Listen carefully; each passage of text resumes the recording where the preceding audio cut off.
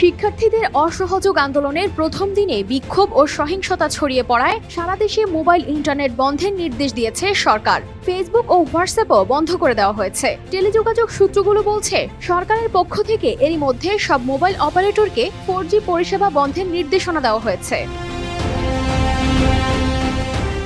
Internet চালুর 7 দিনের মাথায় রোববার দুপুর 12টার পর সরকারি একটি সংস্থার নির্দেশে আবারও 4G সেবা বন্ধ করা হয়। 4G বন্ধ থাকলে মোবাইল ইন্টারনেট ব্যবহার করা যায় না, শুধুমাত্র 2Gর মাধ্যমে কথা বলা সম্ভব হয়।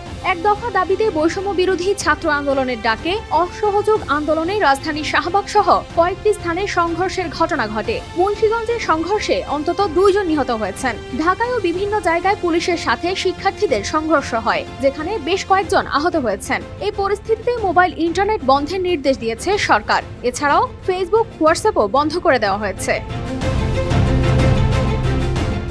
এদিকে মোবাইল ইন্টারনেট সেবা বন্ধ হলেও ব্রডব্যান্ড ইন্টারনেট চালু থাকবে বলে জানিয়েছেন আইএসপিএবি সভাপতি এমদাদুল হক।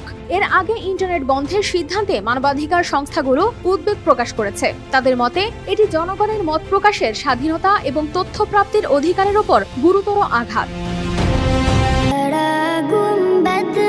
जो देखोगे